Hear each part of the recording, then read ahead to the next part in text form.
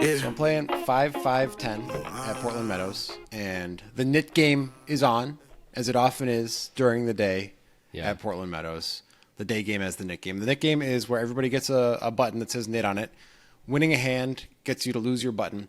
The last person with a button has to pay $150 in a splash pot the following hand. So you don't want to be the last person, or else you have to pay $150. Now this game is big enough that the $150 shouldn't affect that much. It's a 5-5-10, and people are deep. But still, people one of the values of the Nit Game is that people go a little nuts, including my two opponents. They're a little bit known for that. So let's get to it, because I am one of the remaining three players with a Nit button. So we're down to three, so people are starting to feel the pressure. One of the other two players is a guy that I play with somewhat regularly.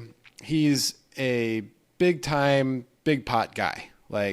He has some really good sessions and he has some really bad sessions. He's one of those players. He's sticky. He's aggressive. He's all of the things you want for an action game, basically. Yep. And he is under the gun and opens to 50 off of his 5K stack. He's been having a good day today. So this doesn't mean he has a good hand, that he's opening to 50 under the gun. It means there's three left in the Nit Game, and this guy is pretty much one of the types who is very desperate to lose their Nit button. He does not want to lose the Nit Game. Okay. You had a question there, Levy? No, I just want to know if he had his Nit button, but then you answered it for me. I had already said it. Whatever, man. You did actually. I don't believe you had. But moving on. It's a good thing it's on video. Anyway, Yep. And he opens under the gun, opens to 50 off of his 5K stack. He has a Nit button. I have a Nit button. The other Nit button player has already folded, which makes it much less likely that I get 3-bet behind, right? The Nit buttons are the most likely to 3-bet. Yeah. I have King 10 off in the low jack and $2,400 in front of me. And this is where the questionable decisions begin. I'm going to make lots of questionable decisions in this hand, do it. Which I think is great. I think King 10 off is just a pure value call against this guy. I want him to go nuts if I hit a pair. That's what I want. Oh, interesting. Okay. Yeah. So you're more interested in the value of that versus trying to win the Nit Game against right now, right? Because you could 3-bet this hand, isolate him, win a lot of the time that way too, right? Yes, I could. The Nit Game has so many elements of it that make it playing a little bit different, right? People are going to give me a lot less credit for a hand when I 3-bet. So it's better to have a hand when you 3-bet when you're late in the Nit Game, obviously. Right. So doing it with a light kind of depolarized type hand is kind of weird. It's fine. It's definitely something that crossed my mind. I thought the 150 penalty is also not nearly as incentivizing as this guy might go nuts, and this hand is significantly ahead of his range. I feel pretty good about it. Okay. I definitely don't think you should fold. So, it's a typical fold if there's not the situation, though. Of course. No, having 3 left in the Nit Game, and he's one of the people with the button. He's going to be opening very wide here as part of it, right? He's also going to be trying harder to bluff me than other players because I have a button. Yep. So cool. So these are all good things. So I make the call. A player on the button who does not have a Nit button. He's on the dealer button, but does not have a Nit button. This guy has been featured in a previous Table Talk, one of the first ones that we did, where he was, I don't remember how he was classified, but he's a wild player. He's very aggressive. Very much like the other player. He's sticky and he's aggressive and he's good for the game. He's lots of action. He calls on the button. Okay. And the player in the straddle calls, who is not going to be much of a factor in this hand. So the pot is $210. And I have King 10 off again. Come play with the Poker Guys on Clubs Poker using the code POKERGUYS. We've been playing there for a while, and I got to tell you, it's a good site. I'm enjoying myself on the site, Jonathan. Yeah, I play a lot there, and I will say a few things. One, the software is excellent. It's smooth. It works great. They pay out quickly and efficiently, and the games are fabulous, Grant. Just fabulous. Everyone should be on this site for sure. Use the code POKERGUYS for a 100% deposit bonus. The flop is Ace of Hearts, Queen of Spades, excuse me, 6 of Diamonds. Are you going to die on us? It's okay if you die. I want you to I might die because I flopped a gut shot, but nothing else. So that might make me die. I thought about this a lot if you die. So it's okay. I just want you to know you were hoping okay. that it happens while we're filming Table Talk. I mean, if you're not going to die for the clicks, what are we doing? Did it even really happen? But please continue. So Ace, Queen, 6, Rainbow. Yeah. the original, the straddle checks, the original razor checks. And I know this player well enough to know that if he had a big ace or two pair or a pure bluff, he would bet. Right? So he has something, but it's something not that good, basically. It's like a weak ace or maybe a queen is what he has most of the time. The guy on the button could have a lot of stuff, including a weak ace himself. He doesn't have much ace-queen plus. He could have ace-6. That's the big bugaboo, is ace-6 or 6-6. But he's a pretty frequent 3-better. So he's like, especially when we both have nit buttons, he's going to 3-bet ace-queen. He might even 3-bet ace-6. I'm not really sure. He might 3-bet 6-6. He's willing to get it in a pre-flop with a lot of stuff. Yeah. So I feel like it's time for me to start semi-bluffing and just try to win this pot here. Okay. I mean, that feels a little questionable when we've got the two other players in the hand besides our original razor essentially haven't acted. I know the straddle checked, but he checked to the razor on this board. Like, you expect that to happen regardless of his holding, right? So like we really only have good information about the razor who decided to check here. But I guess like you're saying, the guy in the button, at least you can eliminate. You think you can eliminate most of his strong holdings, so that's pretty good. So really, in some ways, you're really just targeting the straddler, who is unlikely to have connected super strong. Maybe, you know what? All right, I'm starting to come around. Maybe this is fine to take a shot here. Okay. Yeah, I don't know. It'd be fine to check. If you said check, I'd be like, sure. Yeah, no, I think it's questionable. I definitely think it's questionable. But I kind of was thinking about, like, I'd rather give myself a few ways to win this hand. You know, hitting the gut shot is an amazing result because I have 4 clean ones. There's no flush draw out there. But check calling and hitting the gut shot, I'm not going to win as much money, most likely, than if I bet and hit the gut shot. And betting makes it so I can actually just win the hand. No question. It can't be that bad to bet here. And you're not even going to be spending that much. You don't have to bet like a crazy amount, right? What are you going to bet? Like, I don't know. What are you going to bet? Like 120? Or are you going bigger than that to try and fold out the I bet 100 into 210. Oh, okay. I just wanted to get rid of all of the random hands and make things easier for myself. And like, I figure I'm going to get called a fair amount of the time, and we'll just figure it out. You know, we'll look for physical tells. We'll navigate through the hand as we do. I think in general, we should have a plan of barreling more than one street, if only called in one spot, depending on what comes out for turn and river. Yeah. Well, let's find out how questionable we get, shall we? All right, let's do it. So the button calls. Okay. At this point, I'm ranging him as having... He could have a similar hand to me. He could have Jack 10. No question. Something like that.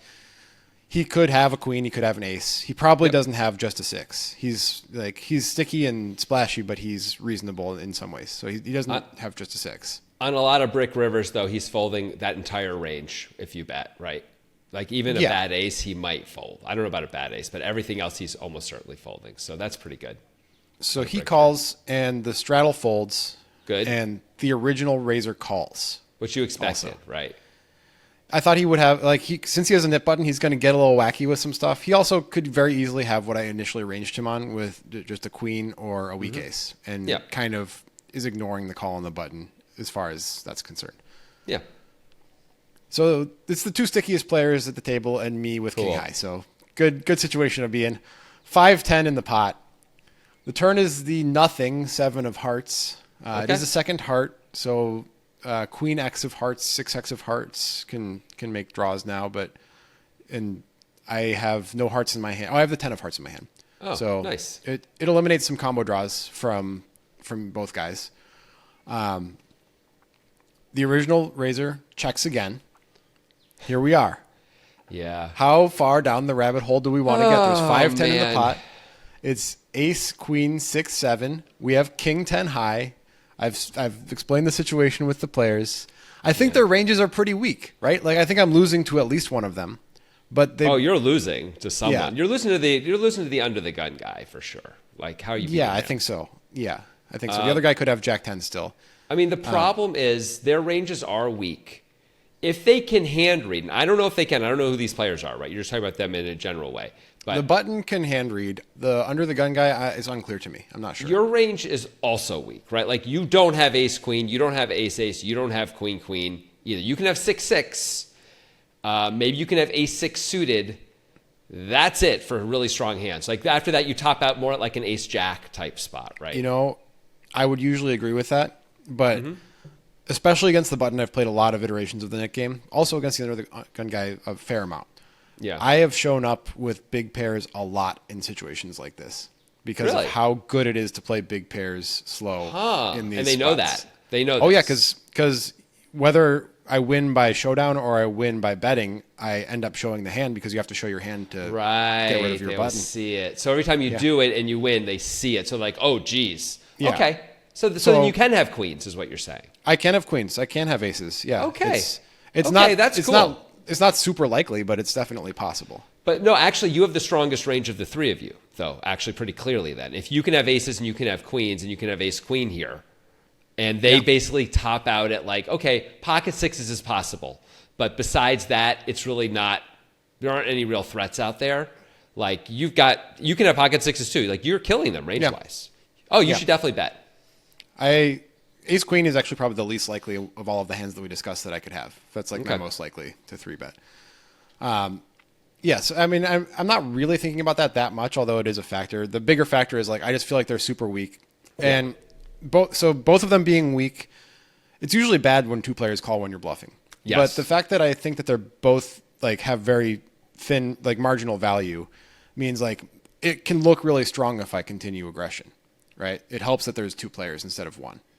It does. I mean, and I will say again, like since you said the button can hand read, and he's seen you turn over big pairs in these spots, he will give you a stronger range. That like so his range is weak. He's got a guy behind him, and your range is stronger. It's very hard for him to continue.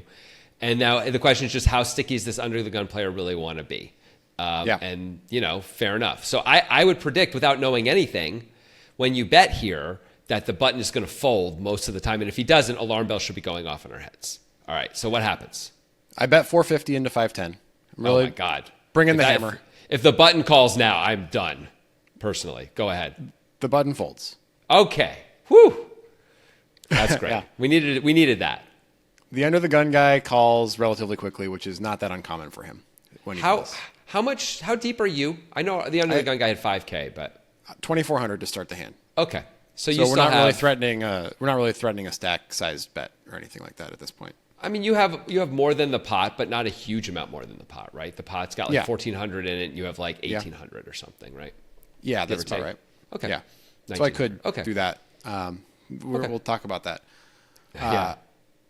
Okay, this is good. If we're going to get called, this is the configuration exactly that we want. We're in position. We have the right guy calling us. This is great. Yeah, it's always great when you just called for the value of a new Vitamix on the turn with King High. It's wonderful. No, it's good because if we can blow them off on the river, then we get that Vitamix. We get their Vitamix. Yeah, it's better. I take than your folding Vitamix. The turn. I slurp up your Vitamix. Exactly. Not sponsored. Okay, so great blenders though. 14-10 in the pot. The river is the 4 of clubs. Womp womp womp womp. I mean, yeah, we didn't think we were going to hit. Come on. No. So he checks again. Yeah. That's good. I mean, I think if this player in particular had strong value at any point, I would have heard from him, especially on the flop. But, he kind of can't help himself and would bet the river, is my guess. So I think if he had ace 4, he would have bet. Or if he somehow done if he had like aces, if he had pocket aces and was playing it like tricky, he'd lead the river a lot. Yeah, there are people who do that, right? And give up on he's just so afraid you're going to check it back that he leads and can't get value. Yeah. So I've got him on a range of ace deuce, ace 5, maybe ace 8, ace 9 sometimes, and then like king queen, queen jack, queen 10. It could be as bad as queen deuce, honestly, because of the Nit Game situation and the way he plays the Nit Game. He could have king jack of hearts, I guess, exactly, right? He's probably going to take an aggressive action on the turn with that, honestly. He's probably just going to lead the turn. Just lead. Okay. Yeah. Okay. So I don't think he has that hand very often. All right, so that would be devastating to check back against, by the way. Exactly. Yeah. Like you have to bet something to get that hand to fold. Bet $100, but anyway. Do you want to go for it, and if so, how much? How sticky is this guy for real now? Now we need to talk about that. Give me some data. He is aware of the magnitude of the hand, right? So he'll be very sticky if the bet's going to be $150 on the river. Of course. He'll just call with anything, pretty much. In a spot where I might bet 4 figures, he's going to really think it through. He's going to be stickier than your average player, but he's going to at least give it some chance that he's going to fold. Like earlier in the session, there was a hand, just as a quick aside, where he opened the button, got called by the big blind. The big blind check called on a queen high board, and it was a paired board, like queen 6-6 or something, and then 2 low cards came, and the big blind just went bet on turn and river, like pot, and he just snap call, queen jack, didn't even think about it. Right. Yeah. I mean, I would guess at this point, we may not be able to move him off an ace at all, since he knows the situation and he's that sticky kind of a guy, but we probably can get him to fold a queen. So the question is, how many queens are left? Is he calling with his queens on the turn when you bet 450 and the button folds and he's closing the action and he knows it's the Nit game or not? If we're keeping all his queens in there, this is almost a case for betting less on the turn, so we make sure more of those queens are in there. Like betting 450 makes it feel like we might fold out some of those queens, and now we're down to the aces, and he might be too sticky to make this a profitable bluff. I thought he might fold some weak aces. I thought it was possible. I mean, maybe. Yeah. Anyway, maybe. I bet 975 into 1410. Okay. Felt like it was chunky enough and didn't have to go for all of it. It doesn't have to work that often. I mean, if it works 40% of the time, you're good, right? So yeah, it's just like in a real money terms, like this is a large bluff to make with king high. It's multiple blenders now. Yeah. No, of course. Well, I mean, when you're bluffing the river, it should almost always be a big bet to make with X high, right? I mean, sometimes we have a pair and we're bluffing too, but you know what I mean.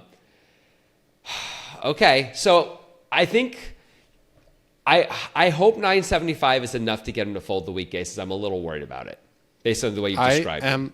I am too, because he's in the tank for a long time. And you know those times when you're bluffing and you just resign yourself to losing? Yeah.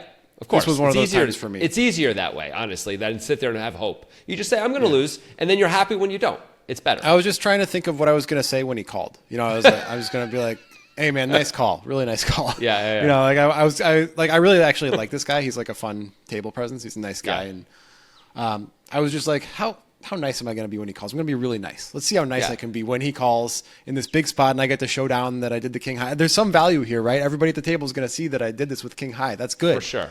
Right. And actually the value's there either way because I'm showing the hand for the Nit game if he folds. Oh, so it's way better if he folds. But whatever. He tanks for 4 minutes. So it's a painful 4 minutes, but it's at a certain point I stop worrying about it and start thinking about all the nice things I'm going to say to him. Yeah. And he folds. Huh. He actually folded. And he later when he was leaving for the session, he was very nice to me and he was like, "That was a great play, Grant. Nice play." And he told me he had a weak ace. Yeah. I think if we think he's as sticky as you're describing, I'm a little even though it worked, I'm a little concerned that 975 is just the wrong number.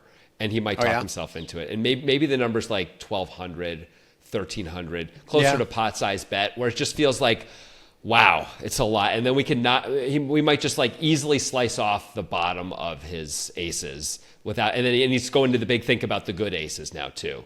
Instead of like, I would guess based on the long tank and fold onto 975 with the baby ace, he's probably calling you with all his reasonable aces. Now that may not be true in the end. Maybe he's folding all of them in the end. I don't really know. He might not have any aces over the 2 pair aces on the board because he didn't bet the flop. Right. I still would just be worried. Like 4 minutes is cool, and that like you did a reasonably good enough job that it wasn't an easy call, so that's great. But it was close, it sounds like, too. And if we're targeting it, it's great that he folded. But I would probably try and put a little more leverage on him, too, personally. Maybe like a little, even clearing like the $1,000 mark might make it feel like a bigger bet than 975. That was actually calculated by me. I had 2 stacks of green and I cut 25 off to try to I was like kind of like a psychological thing I was doing. I was trying to make it look like, maybe you can call a little less than 1,000. Right. That's cool. Okay. I get that. I feel like, he's got to be really paying attention and thinking about that stuff, but sometimes that works. I would think 1050 might be psychologically though, just like, fuck, it's $1,000. Yeah, you might be right. I don't know if I'm right about any of this. Good job though. It worked at least. It worked. Yeah. So it feels like this hand at all, but you get in those spots and you're like, why am I here? Why am I just giving away all this money? And usually it doesn't work out, but this time somehow it did. Yeah, you really could have folded pre-flop. I really could have. Yeah. Tired of being sick, in my head 24/7, how I'm supposed to pay the rent. Mr. Practice, I don't play. Friday nights we on the bench, trying to come up with a play. If it don't work, then hit a lick. 12 knocking at my door, pain ain't tell. I'm studying her word, prayer. Baby excel, got away with way too much. interest market, ain't trying to rebel.